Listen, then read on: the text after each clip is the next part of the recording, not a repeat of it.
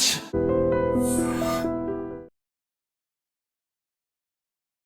Welcome to I dream media.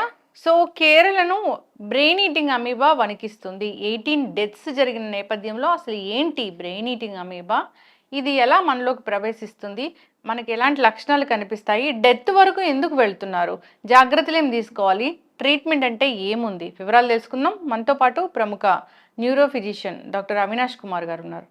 Doctor గారు నమస్తే అండి. నమస్తే మేడం. డాక్టర్ గారు, అంటే ఎప్పుడు ఆ వైరస్ ఈ వైరస్ ఈ బ్యాక్టీరియా మాట్లాడుకుంటూనే ఉంటాము.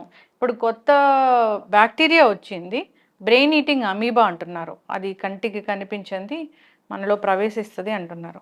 ఈ బ్రెయిన్ ఈటింగ్ అమీబా అంటే ఏంటి, ఎట్లా ఉంటుంది, అసలు ఎందుకు ఎలా మనలో ప్రవేశిస్తుంది, జాగ్రత్తలు ఏం తీసుకోవాలి? సో మెయిన్గా బ్రెయిన్ ఈటింగ్ అమీబా యూజువల్లీ బాడీలోకి ఎలా చేరుతుంది అంటే మనకి skin breaks. So usually diabetes ఉన్న వాళ్ళకి ఇంకా ఎక్కువ వచ్చే అవకాశం ఎక్కువ ఉంటుంది. ఎందుకంటే వాళ్ళకి ఇమ్యూనిటీ పవర్ తక్కువ ఉంటుంది కాబట్టి స్కిన్ బ్రేక్స్, కాళ్ళల్లో స్పర్శ లేకుండా వాళ్ళు చెప్పులు లేకుండా నడిచినప్పుడు ఏదైనా కుచ్చుకున్నప్పుడు ఆ స్కిన్ బ్రేక్ అవుతుంది. అక్కడ బ్రేక్ అయినప్పటి నుంచి మనం ఆ డర్టీ వాటర్ అంటే కంటామినేటెడ్ స్విమ్మింగ్ పూల్స్లో ఆర్ఎల్స్ పాండ్స్, డిచెస్, చిన్న చిన్న కాలువల్లో స్విమ్మింగ్ చేసినప్పుడు ఆ డర్టీ వాటర్లో ఉన్న అమీబా కంటికి కనపడింది, ఆ స్కిన్ ఏదైతే బ్రేక్ అయిందో ఆ బ్రేక్ అయిన వాటి నుంచి ఎంటర్ అయిపోతుంది. ఎంటర్ అయిపోయి బ్లడ్ స్ట్రీమ్లోకి ఎంటర్ అయ్యి అక్కడ నుంచి డైరెక్ట్ బ్రెయిన్కి రీచ్ అవుతుంది త్రూ బ్లడ్. సో అలా బ్లడ్కి త్రూ బ్రెయిన్కి రీచ్ అయిన ఈ అమీబా బ్రెయిన్లో ఇన్ఫెక్షన్ స్టార్ట్ చేస్తుంది. దాన్నే మనము బ్రెయిన్ ఈటింగ్ అమీబాగా మనం పరిగణిస్తున్నాం. అంటే ఏదైనా ఇప్పుడు స్విమ్మింగ్ పూల్స్ సరిగా శుభ్రం చేయరు, నిల్వ ఉన్న నీళ్లు, కాలువలో నీళ్లు, ఎక్కడైనా ఎక్కడైనా రావచ్చు.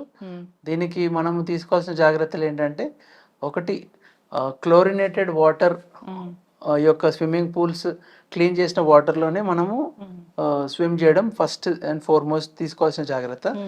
సెకండ్, మన బాడీ ఇమ్యూనిటీ కూడా మనం పెంచుకోవడం. అంటే adequate nutrition, adequate hydration, regular exercise ఉంటే వీటిని బారిన పడకుండా మన బాడీ ఇట్ సెల్ఫ్ ఒకవేళ ఎంటర్ అయినా కూడా ఆ అమీబాని గుర్తుపట్టేసేసి చంపేస్తుంది.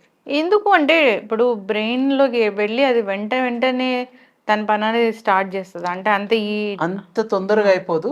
యూజువలీ సబ్అక్యూట్ ఆన్సెట్ అంటే, అక్యూట్ ఆన్సెట్ అంటే 1 నుంచి 7 రోజుల లోపు జ్వరము, వాంతులు వస్తే అక్యూట్ అంటాం. కానీ ఇలా ఈ ఇన్ఫెక్షన్ వచ్చిన వాళ్ళు కొంచెం టైం ఇస్తుంది. యూజువల్లీ 1 వీక్ నుంచి 2 వీక్స్ మధ్యలో వీళ్ళకి వామిటింగ్స్తో పాటు ప్రొజెక్టైల్ వామిటింగ్స్ అంటే కక్కితే దూరంగా కక్కడం, చాలా ప్రొజెక్టైల్ వామిటింగ్స్ రావడం, ఫిట్స్ రావడం.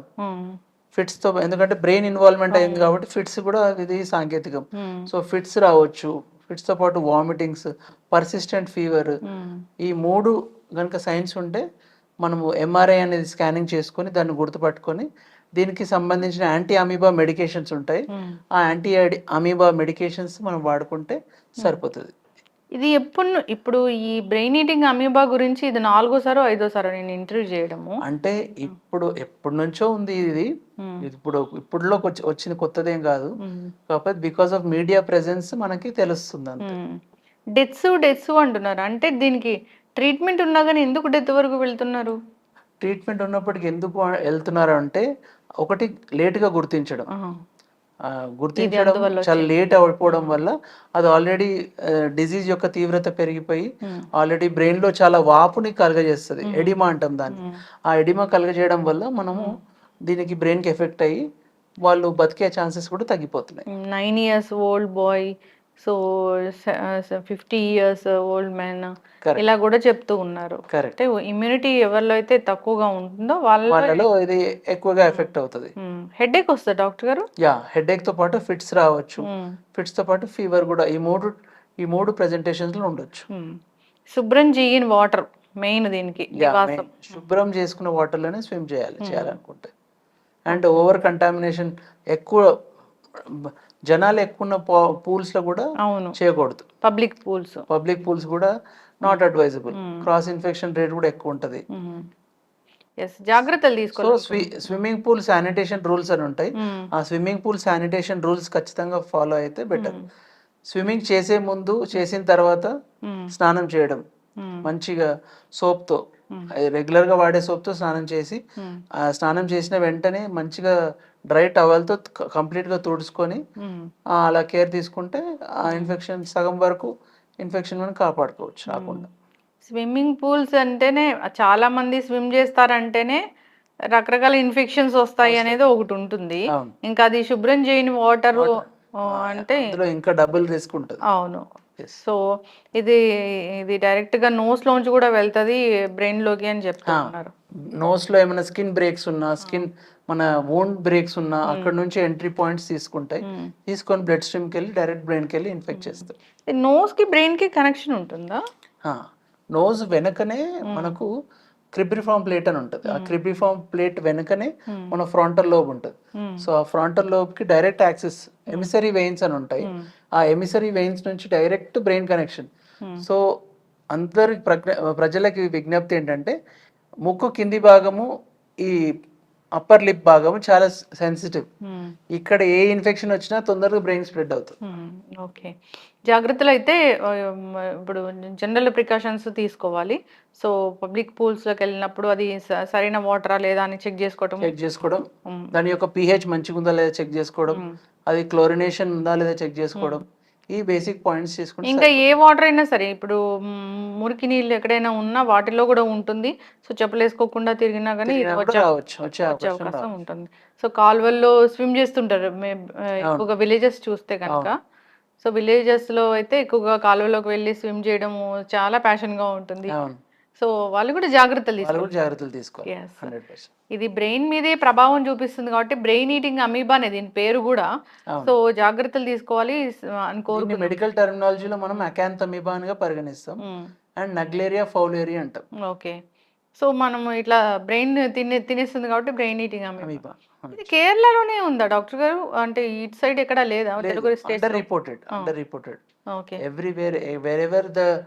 ఇప్పుడు మీరు పాకూరుపట్నం నీళ్ళలో చూడండి 100% ఉంటుంది. గ్రీన్ గా ఉన్నాయంటే ఉన్నట్టే. ఓకే, ఖచ్చితంగా జాగ్రత్తలు తీసుకోవాలి. హైజీన్ ఖచ్చితంగా ఆ వాటర్ అనే కాదు, ఎక్కడైనా మనం హైజీన్ అనేది మెయింటైన్ చేయాల్సిందే. సో కంటికి కనపడిన బ్యాక్టీరియా, వైరస్లు ఎన్నో ఉంటాయి కాబట్టి సరైన జాగ్రత్తలు తీసుకోవాలని కోరుకుందాం. ఇంకా ఇది వైరల్ ఇన్ఫెక్షన్స్ వచ్చే సీజన్ ఇది మాన్సూన్ అనగానే రకరకాల ఇన్ఫెక్షన్స్ వస్తూ ఉంటాయి. మెయిన్ గా రెస్పిరేటరీ ట్రాక్ట్ ఇన్ఫెక్షన్స్ ఎక్కువ వస్తుంటాయి. సో ఇమ్యూనిటీ ఎవరికైతే తక్కువ ఉందో, కోమార్బిడిటీస్ ఎవరికైతే ఉన్నాయో, ఎవరికైతే ఆస్తమా ఉందో వాళ్ళకి ఎక్కువ వచ్చే అవకాశం ఉంటుంది. డయాబెటీస్ ఉన్న వాళ్ళకి ఎక్కువ వచ్చే అవకాశం ఉంటుంది. HIV ఉన్న వాళ్ళకి ఎక్కువ వచ్చే అవకాశం ఉంటుంది. ఫాలో అవ్వాలని కోరుకుందాం డాక్టర్ గారు. చక్కటి ఇన్ఫర్మేషన్ అండి, ధన్యవాదాలు. And for more videos, please subscribe to iDream. Please subscribe to iDream. Please subscribe iDream. And please subscribe to iDream. For more videos, subscribe to iDream. please like, share and subscribe to the channel. Congratulations, iDream. Subscribe to iDream. Subscribe to iDream. So subscribe to iDream Media. iDream ki iDream team andarki huge congratulations. Please subscribe iDream Media. Please subscribe to iDream. Subscribe iDream. Please subscribe to iDream. iDream అంటే నా కళల channel subscribe చేసుకున్న నోరు తిరుగుతలేదు, మీరైతే గంట గుర్తు కొట్టండి. For more such videos, please subscribe to iDream. Subscribe to iDream. Please subscribe to iDream. Please subscribe iDream Media. Please do subscribe to iDream. Please subscribe to iDream Media. For best entertainment and information, please subscribe iDream. And don't forget to subscribe to iDream.